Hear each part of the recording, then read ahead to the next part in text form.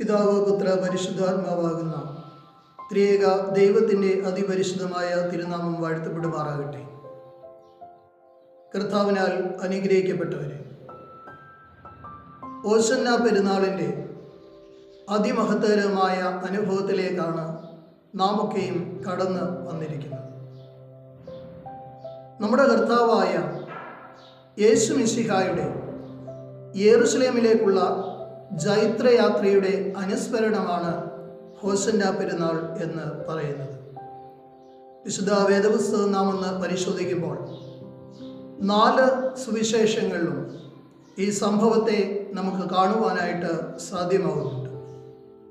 വിശുദ്ധ മത്തായി ശ്ലീഹായുടെ സുവിശേഷം 21-ാം അധ്യായത്തിൻ്റെ 1 മുതൽ 16 വരെയുള്ള വാക്യങ്ങളിലും, വിശുദ്ധ മർക്കോസ് എവൻഗേലിസ്തായുടെ സുവിശേഷം 11-ാം അധ്യായത്തിൻ്റെ 1 മുതൽ 18 വരെയുള്ള വാക്യങ്ങളിലും, വിശുദ്ധ ലൂക്കോസ് എവൻഗേലിസ്തായുടെ സുവിശേഷം 19-ാം അധ്യായത്തിൻ്റെ 28 മുതൽ 44 വരെയുള്ള വാക്യങ്ങളിലും, വിശുദ്ധ യോഹന്നാൻ ശ്ലീഹായുടെ സുവിശേഷം 12-ാം അധ്യായത്തിൻ്റെ 12 മുതൽ 19 വരെയുള്ള വാക്യങ്ങളിലും ഈ സംഭവത്തെ നമുക്ക് കാണുവാനായിട്ട് സാധ്യമാകും.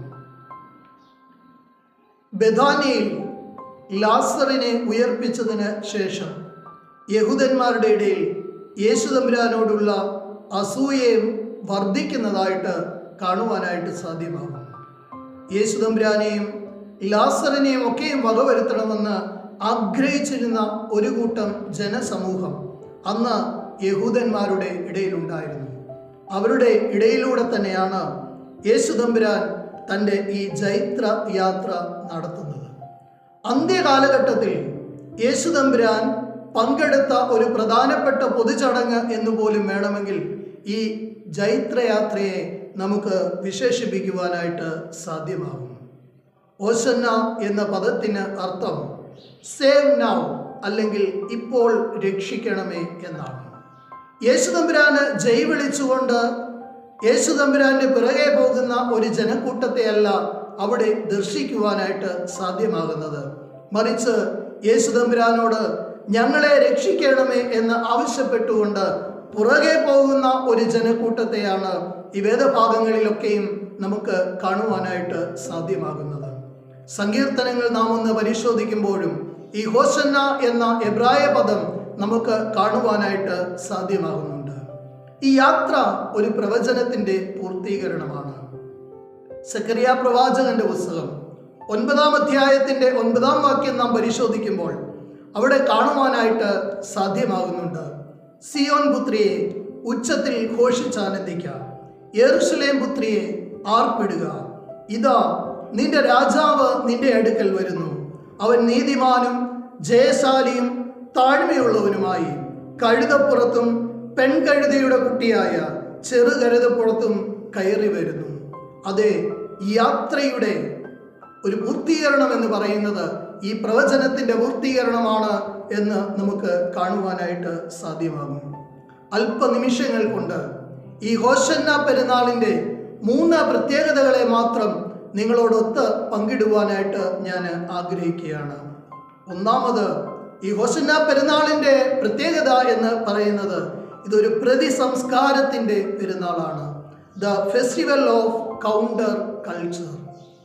നാം ഈ യാത്രയെ ഒന്ന് പരിശോധിക്കുമ്പോൾ അവിടെ കാണുവാനായിട്ട് സാധ്യമാകുന്നത് അതുവരെ ഉണ്ടായിരുന്ന രീതിയിലുള്ള ഒരു യാത്രയല്ല. മറിച്ച് യേശു തമ്പുരാൻ ഒരു കഴുതയുടെ പുറത്ത് കയറി തൻ്റെ നാഥൻ്റെ ദേവാലയമായ യേശു തമ്പുരാനെ സംബന്ധിച്ചിടത്തോളം ജീവിതത്തിൽ വളരെ പ്രധാനപ്പെട്ടിരുന്ന ഒരു ദേവാലയമാകുന്ന യെരുശലേം ദേവാലയത്തിലേക്ക് കടന്നു വരുന്നതാണ്. ഒരു രാജാവിൻ്റെ എതിരേൽപ്പിന് ചേർന്ന രീതിയിലുള്ള ഒരു എതിരേൽപ്പും ഇവിടെ കാണുവാനായിട്ട് സാധ്യമാകുന്നുണ്ട്. പഴയ കാലഘട്ടങ്ങളിലൊക്കെയും പരിശോധിക്കുമ്പോൾ രാജാക്കന്മാർ കുതിരയുടെ പുറത്താണ് കയറി വന്നിരുന്നത് എങ്കിൽ അന്ന് യഹൂദന്മാരുടെ ഇടയിൽ കുതിരയും ഒട്ടകവും ഒക്കെയും സവാരിക്ക് വേണ്ടി ഉപയോഗിച്ചിരുന്നുവെങ്കിൽ അവിടെയാണ് യേശു തമ്പുരാൻ ഒരു പ്രതിസംസ്കാരത്തെ ഉപയോഗിക്കുന്നത് കാണുവാനായിട്ട് സാധ്യമാകുന്നത്. നിന്ദ്യമായ മൃഗം, ഭാരം ചുമക്കുന്നതായ ഒരു മൃഗം, ഇങ്ങനെയുള്ള ഒരു മൃഗത്തിന്റെ മുകളിൽ കയറിയിരുന്നു കൊണ്ടാണ് യേശു തമ്പുരാൻ തൻ്റെ ഈ ജൈത്ര യാത്ര നടത്തുന്നത്.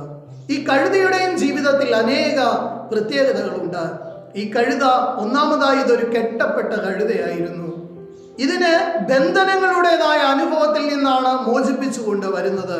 അങ്ങനെയെങ്കിൽ ഈ കഴുത വളരെയേറെ ശ്രദ്ധയാകർഷിക്കുന്നു. 2, ഈ കഴുതയുടെ പുറത്ത് അതിനു മുമ്പ് ആരും കയറിയിട്ടില്ലായിരുന്നു. യേശു തമ്പുരാന്റെ ജീവിതത്തെ സംബന്ധിച്ച് പരിശോധിക്കുമ്പോൾ ആരും കയറിയിട്ടില്ലാത്തതും ആരും ഉപയോഗിച്ചിട്ടില്ലാത്തതുമായ വസ്തുതകളാണ് യേശു തമ്പുരാൻ പലപ്പോഴും ഉപയോഗിച്ചിരുന്നത്. അതുകൊണ്ടാണ് തനിക്ക് ഈ ലോകത്തിലേക്ക് കടന്നു വരുവാനായി യേശു തമ്പുരാൻ ഉപയോഗിച്ചിരുന്നത് പോലും ഒരു കന്യകയുടെ ഉദരമായിരുന്നു. യേശു തമ്പുരാന്റെ അന്ത്യയാത്രയിൽ യേശു തമ്പുരാനെ അടക്കം ചെയ്യുവാനായിട്ട് ഉപയോഗിച്ചതുപോലും ഇതുവരെയും ആരെയും അടക്കം ചെയ്യാത്ത ഒരു ഖബറായിരുന്നു. അങ്ങനെയെങ്കിൽ യേശു തമ്പുരാന്റെ ജീവിതത്തിൽ ഉടനീളം പരിശോധിക്കുമ്പോൾ, പ്രത്യേകിച്ച് ഈ യാത്രയുടെ അനുഭവത്തിൽ പരിശോധിക്കുമ്പോൾ, യെരൂശലേമിലേക്കുള്ള ഈ യാത്ര ഒരു കൗണ്ടർ കൾച്ചറിന്റെ അനുഭവമായിരുന്നു എന്ന് പറയുവാനായിട്ട് സാധ്യമാകും. 2, യേശു തമ്പുരാന്റെ ഈ യെരൂശലേം യാത്ര ഇത് പ്രകൃതി മുഴുവനായും പങ്കെടുത്ത ഒരു പെരുന്നാളായിരുന്നു എന്ന് പറയുവാനായിട്ട് സാധ്യമാകും. A festival where the entire natural world comes together. Yeshu തമ്പുരാന്റെ യാത്രയിൽ കേവലം മനുഷ്യർ മാത്രമല്ല, ശിശുക്കൾ തുടങ്ങി, സ്ത്രീകൾ തുടങ്ങി, പുരുഷന്മാർ തുടങ്ങി, അവിടെ കൊണ്ടും അവസാനിക്കാതെ യേശു തമ്പുരാന്റെ ഈ യാത്രയിൽ മൃഗങ്ങൾ അകമ്പടിയായി ഉണ്ടായിരുന്നു. വന്നിരുന്നതായ ജനസമൂഹം വഴിയിൽ നിന്ന് കൊമ്പുകൾ വെട്ടി അവരത് കയ്യിൽ പിടിച്ചുകൊണ്ട് ഈ ജൈത്രയാത്രയെ അനുഗമിക്കുന്നു. വഴിയിൽ അവരുടെ വസ്ത്രങ്ങൾ വിരിക്കുന്നു. ഇങ്ങനെ പ്രകൃതി മുഴുവനായും ഒന്നിച്ചു ചേരുന്നതായ ഒരനുഭവത്തെ ഈ യാത്രയിൽ കാണുവാനായിട്ട് സാധ്യമാകും. ഇന്ന് പ്രകൃതിയെ നശിപ്പിക്കുന്ന ഒരാധുനിക സമൂഹത്തിൽ നാം ജീവിക്കുമ്പോൾ നമ്മുടെ ജീവിതങ്ങളിലേക്ക് ഒരു തിരിഞ്ഞുനോട്ടത്തിന് കാരണമായിട്ട് ഇത് മാറേണ്ടിയിരിക്കുന്നു. അങ്ങനെയെങ്കിൽ യേശു തമ്പുരാന്റെ ഈ ജൈത്രയാത്രയും നമ്മുടെ ജീവിതവുമായിട്ടൊന്ന് ചേർത്ത് ബന്ധിപ്പിച്ച് നോക്കുമ്പോഴും പ്രകൃതിയോടുള്ള ബന്ധം എങ്ങനെയായിരിക്കണം എന്ന് നാം ഒന്ന് ശ്രദ്ധിക്കേണ്ടിയിരിക്കുന്നു. സൃഷ്ടിയും സൃഷ്ടാവും ഒരുമിച്ച് ചേർന്ന് നടത്തുന്ന ഒരു യാത്രയെന്ന് പോലും ഇതിനെ വിശേഷിപ്പിക്കുവാനായിട്ട് സാധ്യമാകും. സൃഷ്ടിയുടെ ഒരു സമഗ്രത ഇവിടെ ദർശിക്കുവാനായിട്ട് സാധ്യമാകും. ഇതാണ് യേശു തമ്പുരാന്റെ ഈ യാത്രയുടെ പ്രത്യേകതയെങ്കിൽ പ്രകൃതിയെ മുഴുവൻ ഒരുപോലെ ഉൾക്കൊള്ളുന്ന അനുഭവത്തിലേക്ക് നമുക്കും മാറുവാനായിട്ട് സാധ്യമാകണം. 3, യേശു തമ്പുരാന്റെ ഈ യാത്രയുടെ 3ാമത്തെ പ്രത്യേകത, അല്ലെങ്കിൽ ഈ പെരുന്നാളിന്റെ 3ാമത്തെ പ്രത്യേകത എന്ന് പറയുന്നത് ഇത് ശുദ്ധീകരണത്തിന്റെ പെരുന്നാളാണ്. The festival of purification. നമ്മുടെ ജീവിതത്തിന്റെ അനുഭവത്തിലും നമുക്ക് അനിവാര്യമായി മാറേണ്ടത് ഈ ഒരു ശുദ്ധീകരണത്തിന്റെ അനുഭവമാണ്. യേശു തമ്പുരാന്റെ ഈ യാത്ര നേരെ ചെന്ന് പ്രവേശിക്കുന്നത് യെരൂശലേം ദേവാലയത്തിലേക്കാണ്. അവിടെ മറ്റു കൊട്ടാരങ്ങളുടെ അനുഭവങ്ങളിലല്ല, മറ്റ് സമൃദ്ധികളുടെ അനുഭവങ്ങളിലല്ല, മറിച്ച് ദേവാലയത്തിലേക്ക് പ്രവേശിച്ച് അവിടെ വാങ്ങുകയും വിൽക്കുകയും ചെയ്യുന്നവരുടെ പീഠങ്ങളെ മറിച്ചിട്ട് അവിടെ ഒരു ശുദ്ധീകരണത്തിന്റെ അനുഭവം കൊണ്ടുവരുവാനായിട്ട് യേശു തമ്പുരാന് സാധ്യമാകുന്നു. അതാണ് ഓശാന പെരുന്നാളിന്റെ ഏറ്റവും മഹത്തായ പ്രത്യേകത എന്ന് പറയുന്നത്. ആത്മശരീര മനസ്സുകളുടെ ശുദ്ധീകരണമാകണം ഈ ഓശാന പെരുന്നാളിലൂടെ നമ്മുടെയും ജീവിത അനുഭവങ്ങളിൽ ഉണ്ടാകേണ്ടത്.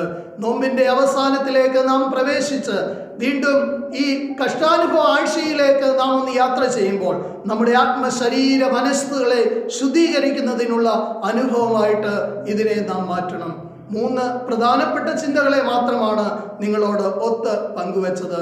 ഓശാന പെരുന്നാളിന്റെ 3 പ്രധാനപ്പെട്ട പ്രത്യേകതകൾ. 1, ഇതൊരു പ്രതിസംസ്കാരത്തിന്റെ പെരുന്നാളായിരുന്നു. 2, ഇത് പ്രകൃതി മുഴുവനും കൂടെ പങ്കെടുത്ത പെരുന്നാളായിരുന്നു. 3, ഇത് ശുദ്ധീകരണത്തിന്റെ പെരുന്നാളായിരുന്നു.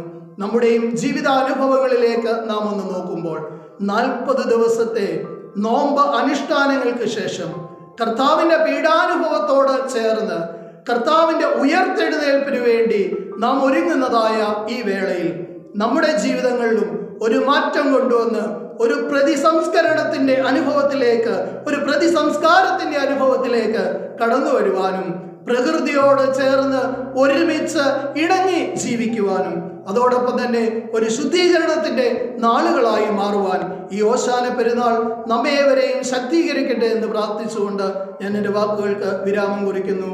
ദൈവം നമ്മെ ഏവരെയും വാഴ്ത്തി അനുഗ്രഹിക്കുമാറാകട്ടെ.